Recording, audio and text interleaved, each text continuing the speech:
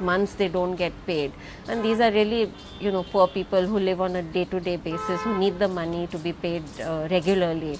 So the delays in wage payment and a little bit of a lack of political interest in it in the past couple of years, I think has affected the implementation of the program. The Supreme Court has passed significant orders on public distribution system, directing government to identify the needy and provide them food grains and other services. Ever since the statutory public distribution system started in the country in the mid-1960s, it has near universal coverage. Later in 60s and 70s, public distribution system became much more important for poor, especially in the late 60s, when there were 3 years of successive drought. Public distribution system also started becoming a system to stabilize the prices across the country and reaching food to the poor. But after 1997, with the coming in of liberalization and privatization, public distribution system was also changed to a targeted public distribution system, under which, after identification, the poor households were given a fixed entitlement of food grains, rice and wheat at specially subsidized prices. A committee formed by the order of the Supreme Court in July 2006 studied the public distribution system of various states and had said procurement and distribution of food grains of public distribution system is built on corruption and questioned both the quality and quantity of grains in the public distribution system reaching the poor. Government is talking about a Food Security Act on one side. We see that if you look at what it's been doing with the PDS over the last few years, even the last 1 decade you can say, is to actually dismantle the public distribution system.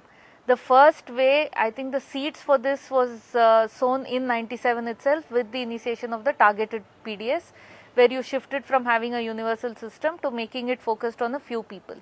And then by linking this to BPL to poverty ratios of the Planning Commission, every 5 years as the poverty ratio decreases, the number of BPL households also keeps coming down. So that's one very effective way of eventually we will say poverty has almost disappeared and therefore you don't need PDS also. Today, Indian government is the holder of the largest food grain reserve in the world. Ironically, the sight of hunger amidst plenty are so glaring in Indian society that every year the national media tells stories of huge stocks of grains rotting away in official godowns. In states like Odisha, starving people are forced to eat poisonous mango kernels. Arranging one-time meal is perhaps the greatest challenge for their lives. Irony of India is that we have a government which is the holder of the largest food grain reserve in the world. As of today, the food grain reserves of India, the strategic and buffer norms of the FCI, are being exceeded by as much as 3 times.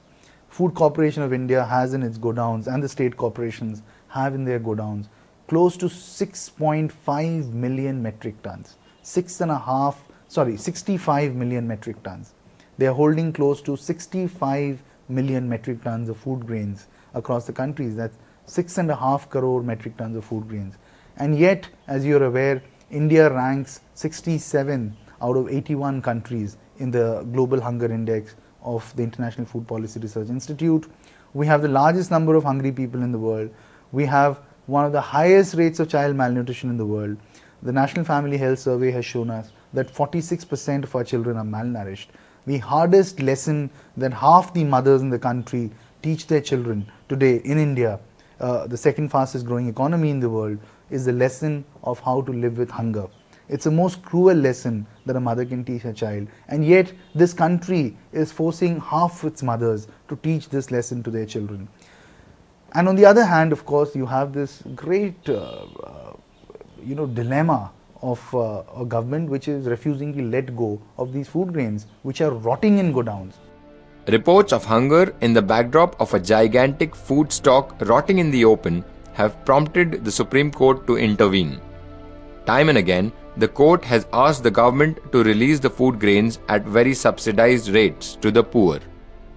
And when our Supreme Court said give grain to the poor free, give it to them free, you have 65 million tons of grain in the granaries of India rotting Give it to the poor people free, they are hungry. The next day the Prime Minister held a press conference and said to the Supreme Court, don't interfere with our policy.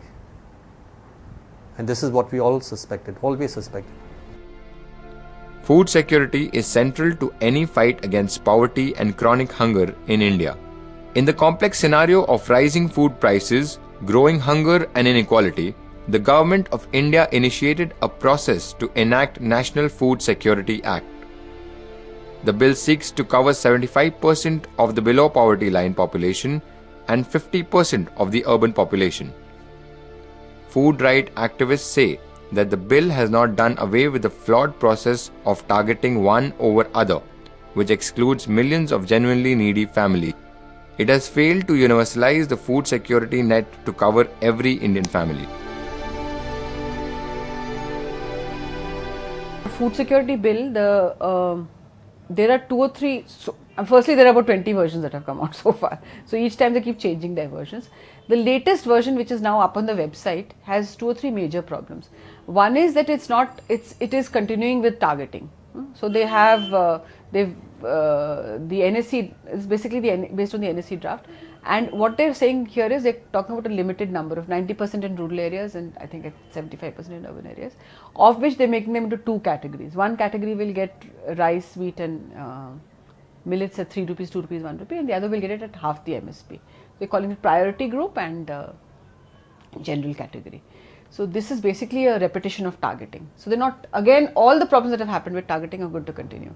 And we have been demanding a universal PDS from the campaign, otherwise we've been demanding universal PDS. They're still far away from that. But in fact, the experience of the country with a targeted public distribution system has not been so great.